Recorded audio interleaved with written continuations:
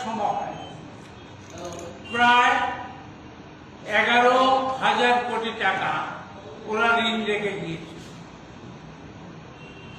আর এই বিপ্লবের company double ইঞ্জিনের একটা অচল ইঞ্জিন।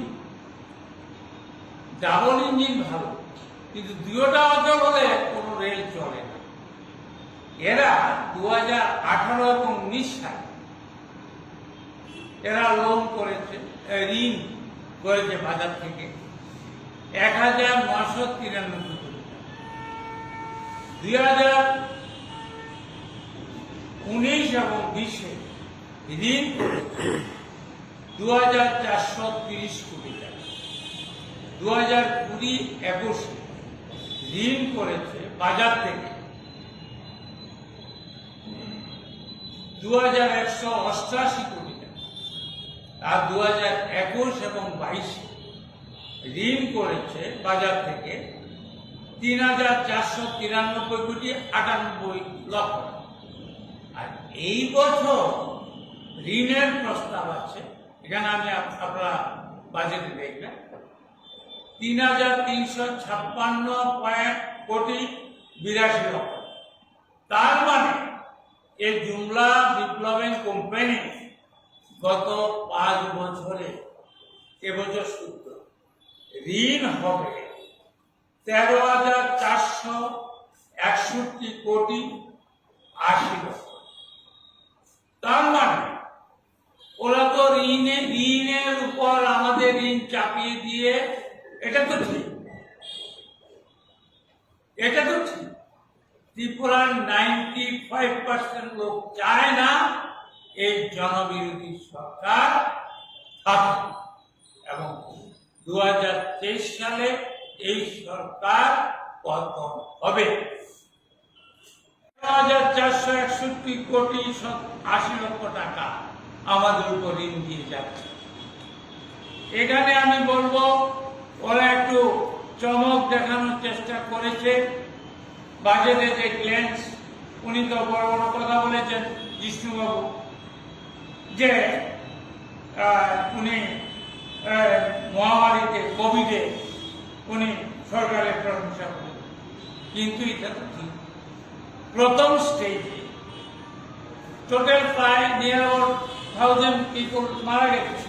প্রথম স্টেজে প্রায় 300 লোক ফর ওয়ান্ট অফ অক্সিজেন না থাকার জন্য প্রথম স্টেজে মারা গেছে।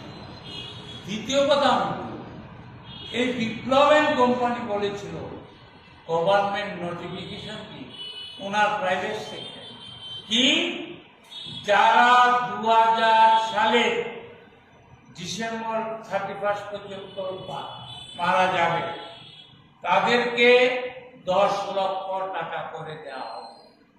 তার মধ্যে 6 লক্ষ টাকা, 4 লক্ষ টাকা হলো গভর্নমেন্ট মিডিয়াম থেকে, আর 6 লক্ষ টাকা দেবে আপনার বিপ্লব বাবুর, যেটা চিফ মিনিস্টার রিলিফ ফান্ড থেকে। আজ অব্দি কেউ 10 লাখ টাকা পেয়েছে কিনা আমাদের জানা নেই, কোনো পত্র পত্রিকা বা টেলিভিশনে দেখিনি। আমি বিপ্লব বাবুকে বলবো, আজকে হোলি, উনি যুব সমাজকে 5টি বছর ধ্বংস করে দিয়েছে। উনি 299টা যে ডকুমেন্ট, ভীষণ ডকুমেন্টে ক্লজ ছিল, বলেছে আমরা এসে প্রথম বছর 50,000 টাকা। এখানে জুমলা সৃষ্টিকারী অমিত শাহ ওই দিনে সে বড় বড় কথা বলে, কিন্তু 2018 নির্বাচন আগে কি বলেছিল সেটা বলে। আমি বিপ্লব বাবুর কাছে বলবো, এই হোলির দিনে আপনারা জানেন আমি ভাবতে পারেন আমি কেন কালো মাস্ক পরে এসেছি। এই বাজেট কালো বাজেট, এই বাজেট ত্রিপুরাকে ধ্বংস করার জন্য আরেকটা ট্যাক্স আমি করব, যার জন্য তার প্রতিবাদ করার জন্য আমি কালো মাস্ক পরে আজকে সাংবাদিক সম্মেলন করছি। আমি যে কথাটা বলবো যে এখানে ঘাটতি বাজেট করেছে উনি 5,569 কোটি 52 লক্ষ। তাইলে এই টাকাটা কোথা থেকে পাবে, কোথা থেকে আসবে?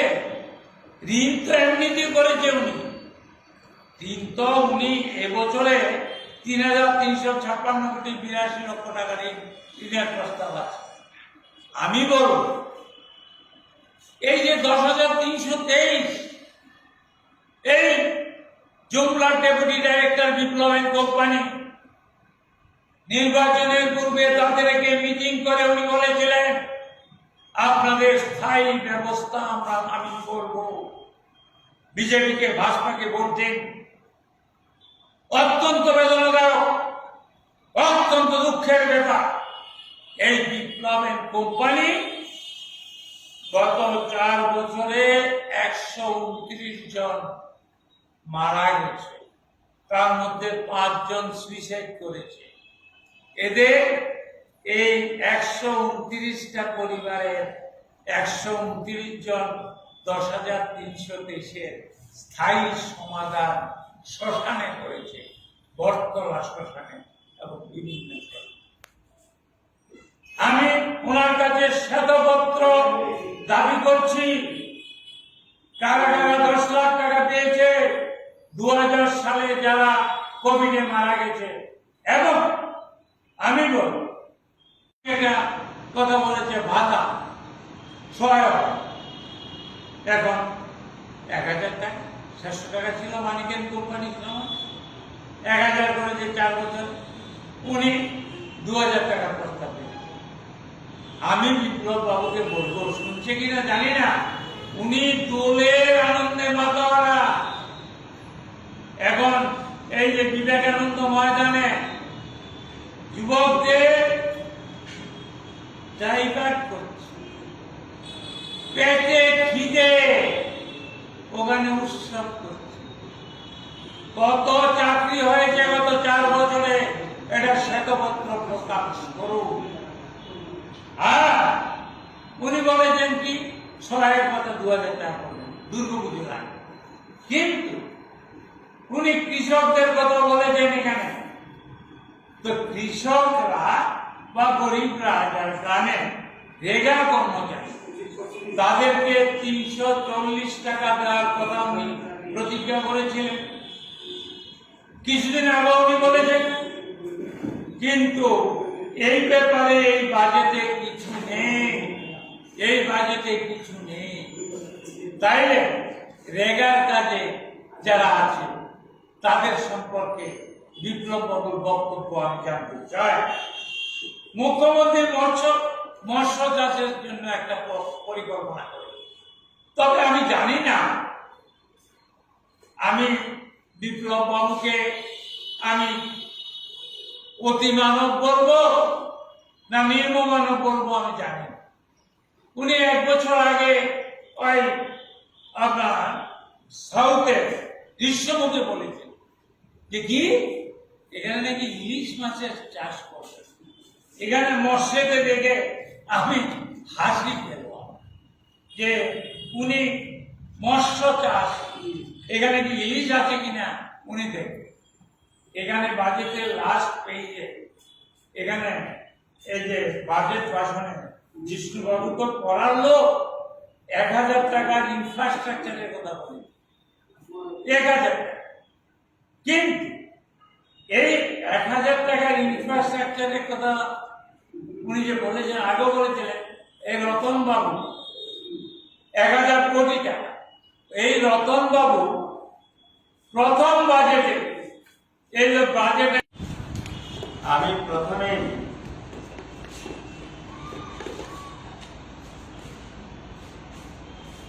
আমাদের সাংবাদিক বন্ধুদের শুভেচ্ছা জানাচ্ছি, আমার ভালোবাসা জানাচ্ছি। আমি প্রথমেই বলব যে এই বাজেট যেটা পেশ করা হয়েছে পরশুদিন এটা আমি বলবো মরুভূমিতে মরীচিকা।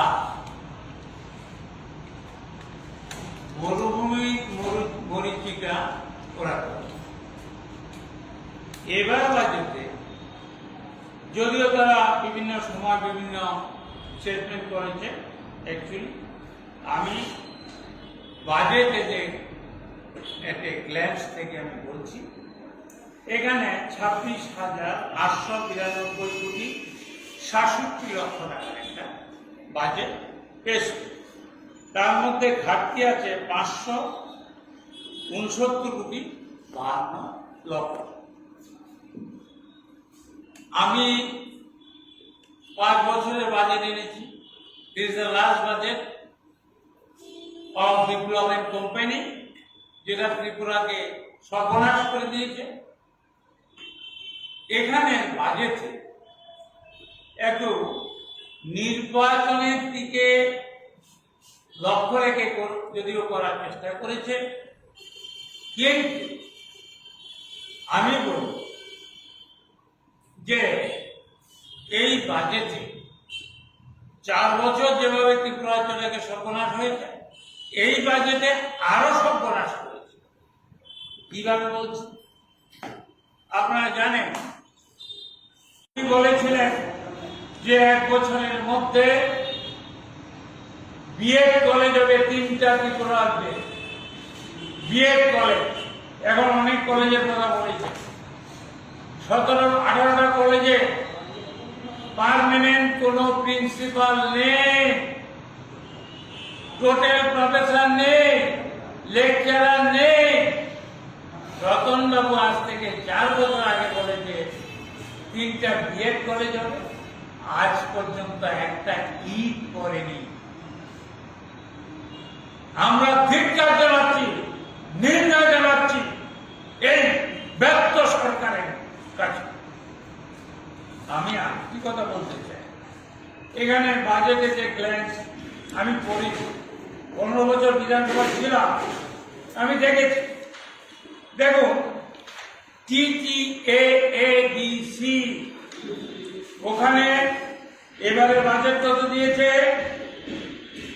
আমি বলবো যে TTADC কে এই ডেভেলপমেন্ট কোম্পানি মালিকবাবুরাও বঞ্চিত করেছেন। এখন ওরা এই বছরে যে TTADC কে আমি স্বল্প টাকা আমি বলছি, আমি আপনাকে বলছি, যারা অনিয়মিত কর্মচারী, স্থির কর্মচারী, তাদেরকে পার্মানেন্ট করবে বলেছিল 2018 সালের আগে। এই বাজেটে 4 বছর তো চলে গেল, এই বাজেটে এবার তো বিপ্লব বাবু শেষ মুখ্যমন্ত্রী হিসাবে শেষ যাত্রার বছর। এই বছরও অনিয়মিত কর্মীদের, স্থির কর্মচারীদের বেতনের, তাদের স্থায়ীকরণ বা স্থির বেতনের কোনো কথা এই বাজেটে নেই। আমি লাস্ট নট দ্য লিস্ট, আমি একটা কথা বলব, বেকারদের সম্পর্কে একটি কথা বলেছি, এসে आने के बाद 50,000 चाकरी हो जाएगा एक साल में। এখানে 5 সাল চলে গেল, বেকারদের সম্পর্কে কোনো কথা বলুন। এটা একটা জুমলা বলা চলবে না, ত্রিপুরাবাসীর সঙ্গে বেইমানি করছে, বিশ্বাসঘাতকতা করছে, প্রতারণা। আমি এখন কর্মচারীদের দিয়ে কথা তো বলবে না, কৃষকদের কথা বলবে না, গ্রামে গঞ্জে হাট প্রায় 135টা হেলথ সেন্টার আছে, ডাক্তার নেই, ডাক্তার প্রায় 800-র উপরে ডাক্তার বেকার, ডাক্তারদের চাকরি হচ্ছে। 8,000-এর উপর নার্স বেকার। একটা ফাইল মুভ হয়েছিল আজ থেকে 3 বছর আগে। আমি সচিবালয়ের কথা আমার খবর আছে, টাইম টু টাইম 2000 নার্স নেবে বলে বলেছিল, নার্সের চাকরি আজ অব্দি নেই। নার্স নেই, ডাক্তার নেই, স্টাফ নেই, কি করে হেলথ সার্ভিস? আজকে আমি বলবো যে ওবিসি ওয়েলফেয়ারে সারা রাজ্যে এখনো ঠিক সেন্সাস হয়নি। কেউ বলছে অ্যাবাভ 24%, কেউ বলছে নিয়ার অ্যাবাউট 27%।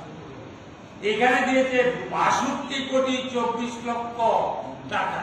এবার কার? OBC development. গতবার যেটা ছিল 52,01,00,000 টাকা, কমিয়ে দিয়েছে ওবিসির লোকদের। সুতরাং ডেভেলপমেন্টটা কি করে করবে? আমি 5 বছরের বাজেটে যে ক্লেন্স আমি নিয়ে এসেছি, 18, 19, 20, 20, 21, 22, 23। তাইলে এই যে বুঝলো কি, এই যে জুমলাবাজ। এবং আরেকটা কথা বলবো, কর্মচারী বন্ধুদের, তারা তো খুব নৃত্য করেছিল 2018 সালে 7th পে কমিশন পাবে, মিল যায়গা। কোনগুলা? ওই जुमला सृष्टिकारी अमित शाह और जुमला सम्राट नरेंद्र मोदी। क्या है? आज चुनाव होगा, 3 तारीख गिनती होगा, 4 तारीख विधानसभा मंत्रिसभा शपथ लेगा, 5 तारीख 7th पे कमीशन मिल जाएगा। एकमात्र ट्रिटमेंट फैक्टरी मानिकेन কোম্পানি 2.25 দিয়েছিল, এরা 0.35 দিয়েছে। একটা কোনো বেনিফিট দেয়নি। 7th পে কমিশন এত বড় একটা বই। আমি বিপ্লব বাবুকে বলবো, ওনার শিক্ষাগত যোগ্যতা নিয়ে প্রশ্ন আছে, আমি প্রশ্ন করছি, একটু দয়া করে পড়বেন what is the 7th pay commission. কর্মচারীদের জন্য 28% দিয়ে তাদের বাকি। এই বাজেটে এই আপনার জিষ্ণুবাবু যেটা বাজেট পেশ করেছে, কোনো কথা বলা নেই।